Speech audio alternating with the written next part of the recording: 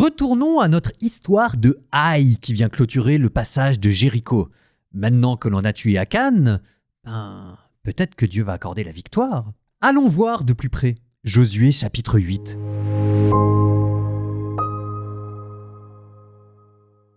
Le Seigneur dit à Josué : « Ne crains pas, ne t'effraie pas.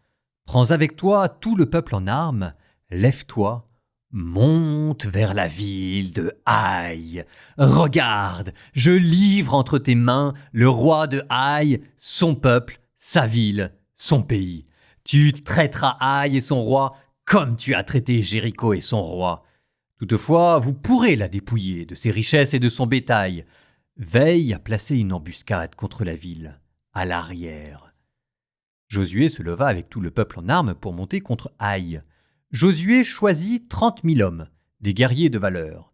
Il les fit partir de nuit. Il leur donna cet ordre : « Attention, vous resterez en embuscade contre la ville, par derrière. Ne vous en éloignez pas trop et tous tenez-vous prêts. Moi et tous les gens qui sont avec moi, nous approcherons de la ville. Et quand ils sortiront à notre rencontre, comme la première fois, nous fuirons devant eux. Ils sortiront derrière nous et nous les attirerons loin de la ville car ils se diront : ils fuient devant nous comme la première fois. Et nous fuirons devant eux. Alors vous surgirez de l'embuscade et vous occuperez la ville. Le Seigneur votre Dieu la livre entre vos mains. Quand vous tiendrez la ville, vous y mettrez le feu. Vous agirez selon la parole du Seigneur. Voilà l'ordre que je vous donne. » Josué les envoya. Ils gagnèrent le lieu de l'embuscade. Ils prirent position entre Béthel et Aïe, à l'ouest de Aïe. Josué passa cette nuit-là au milieu de la troupe.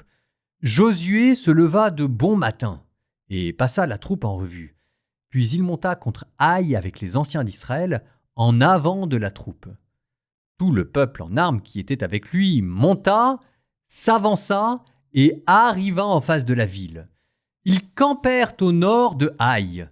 Entre Aïe et Josué, il y avait un vallon. Josué prit environ 5 000 hommes et les plaça en embuscade entre Béthel et Aïe à l'ouest de la ville.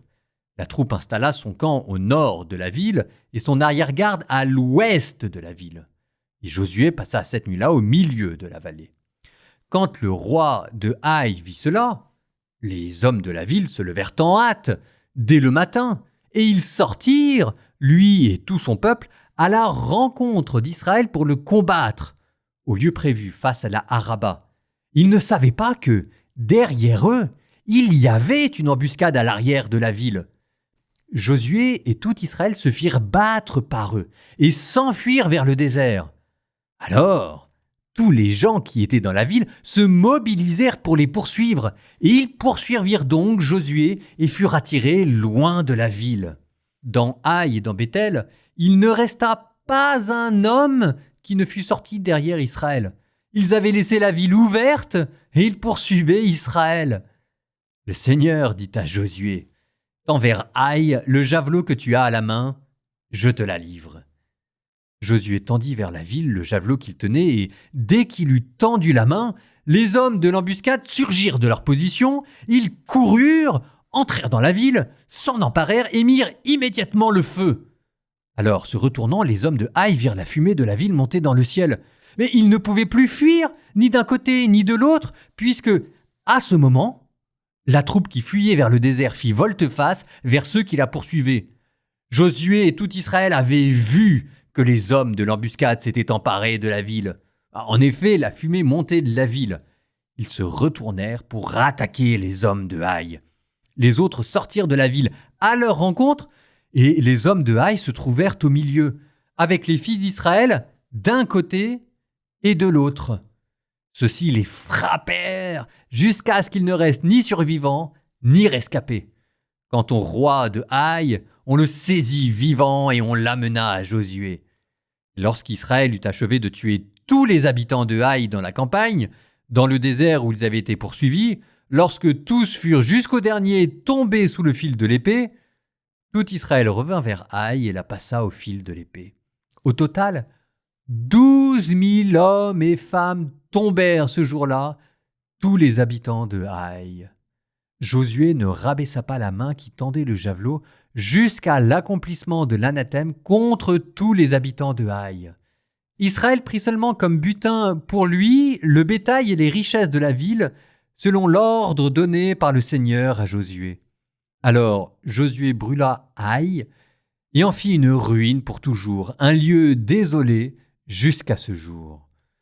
Quant au roi de Haï, il le pendit à un arbre et le laissa jusqu'au soir. Mais au coucher du soleil, Josué ordonna de descendre le cadavre de l'arbre. On le jeta à l'entrée de la porte de la ville. On éleva sur lui un monceau de pierres qui existe jusqu'à ce jour. Josué bâtit un autel au Seigneur, Dieu d'Israël, sur le mont Ébal. Moïse, serviteur du Seigneur, en avait donné l'ordre aux fils d'Israël. En effet, il est écrit dans le livre de la loi de Moïse « Tu feras un autel de pierre brute, c'est-à-dire non taillé par le fer. » Sur cet autel, ils offrirent au Seigneur des holocaustes et des sacrifices de paix. Là, Josué écrivit sur des pierres une copie de la loi que Moïse avait écrite en présence des fils d'Israël. En face des prêtres lévites qui portaient l'arche de l'alliance du Seigneur, tout Israël, ses anciens, ses scribes et ses juges, tous, Israélites de souche et immigrés, se rangèrent de part et de l'autre de l'arche, les uns du côté du mont Garizim, les autres du côté du mont Ébal, pour que le peuple d'Israël reçoive d'abord la bénédiction, comme Moïse, serviteur du Seigneur, en avait donné l'ordre. Puis Josué lut toutes les paroles de la loi, bénédictions et malédictions, tout ce qui est écrit dans le livre de la loi.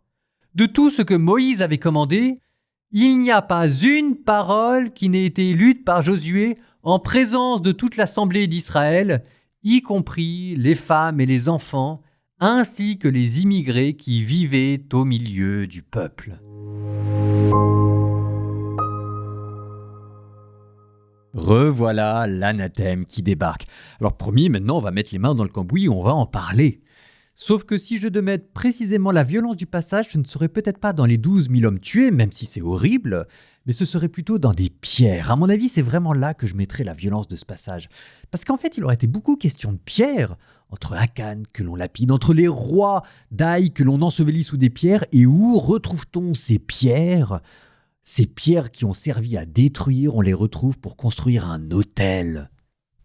Tu feras un autel avec des pierres brutes non taillées. Josué chapitre 8 verset 31. C'est quand même curieux que cette violence qui s'est exprimée à travers tous ces textes à coups de pierre, on les retrouve au pied de l'autel. Maintenant, comment est-ce que nous, chrétiens, nous allons lire ça ? La réponse est très simple, on va lire ça comme des chrétiens. Jésus n'a pas pris des pierres pour lapider la femme. Jésus a dit à Pierre qui avait sorti son épée pour le défendre « Range ton glaive, celui qui sortira le glaive par le glaive périra ». Et c'est toujours la première chose qu'il faut se dire. Pour nous, le sommet de la révélation, ce n'est pas le livre de Josué ni même l'Ancien Testament, c'est Jésus qui donne la clé de lecture. Et une fois qu'on arrive dans Jésus, on se dit que en fait, il ne va pas y avoir de problème, on a la conclusion. Maintenant, c'est comment est-ce qu'on est passé de Haï et des anathèmes à ce que dit Jésus. Bon, en tout cas, ça veut dire que nous, chrétiens, on est obligés d'avoir une lecture minimaliste de l'anathème dans l'Ancien Testament, pas simplement pour faire plaisir au monde, même si jamais c'est important, mais par respect pour la manière dont Jésus a lu les Saintes Écritures.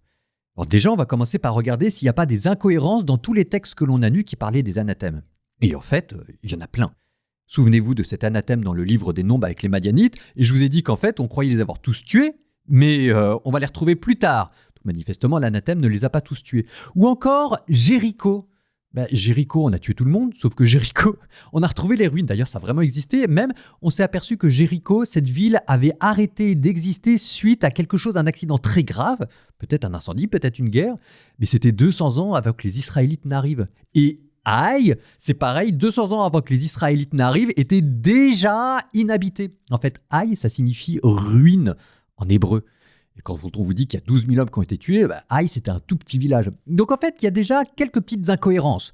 On dit, bon, ok, il n'y a peut-être pas eu les anathèmes comme ça, n'empêche que la Bible parle des anathèmes. Elle dit qu'il faut faire des anathèmes. Alors on continue de regarder. On a retrouvé par exemple une stèle du 9e siècle des Moabites en guerre contre Israël qui disent avoir pratiqué l'anathème sur Israël et, je cite, les avoir totalement détruits. Ce qui manifestement est faux. Israël a survécu, Donc ça vous montre que l'anathème, en fait, dans la pratique de l'Ancien Orient, était considéré comme une propagande de guerre, un style hyperbolique destiné à vanter les mérites et la victoire d'un dieu et d'un peuple sur un autre. Probablement ici, l'anathème, la destruction totale, veut dire avoir détruit suffisamment l'adversaire pour détruire son identité nationale et l'empêcher de se reconstruire. C'est pas d'abord une volonté génocidaire, mais une volonté d'anéantir l'identité d'un peuple. D'ailleurs, qu'il n'y ait pas de volonté génocidaire, ça se trouve aussi dans le texte biblique, puisque ce sont seules les villes, donc les centres de pouvoir, qui sont voués à l'anathème, jamais les campagnes. Donc ça, quand on parle des anathèmes, c'est une première chose qu'il faut toujours considérer, c'est la réalité historique. Il y a eu de la violence, il y a eu des abus, il y a eu même beaucoup de violence, beaucoup d'abus, mais il n'y a pas eu probablement des génocides d'un point de vue archéologique. Alors maintenant, on arrive d'un point de vue narratif, parce qu'on peut dire peut-être que ça n'a pas existé historiquement, n'empêche que la Bible se réclame de cette violence. Oui et non. Alors oui, à lire les textes de manière isolée, mais non quand vous remettez tous les textes ensemble. C'est ce qu'on appelle la lecture canonique, c'est-à-dire on prend les textes les uns après les autres et on a le point de départ. Ça avait commencé avec les Madianites dans le livre des Nombres, là on est dans Josué, mais un jour ça va nous amener jusqu'à Jésus. Comment est-ce qu'on passe du livre des Nombres où on tue tous les Madianites jusqu'à Jésus qui nous dit qu'il ne faut pas pratiquer? Et en fait, on s'aperçoit que dans chacun des textes, il y a des petits correctifs qui sont amenés pour faire évoluer gentiment les choses. Regardez, livre des Nombres, anathème total des Madianites, sauf que le texte ne nous dit pas que cet anathème a vraiment été fait.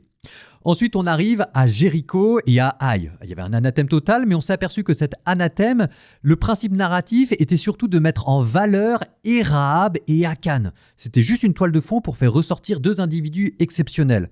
Et là, maintenant, dans Haï, on s'aperçoit qu'il commence à y avoir un petit desserrement de vis. Maintenant, on a le droit de prendre le butin.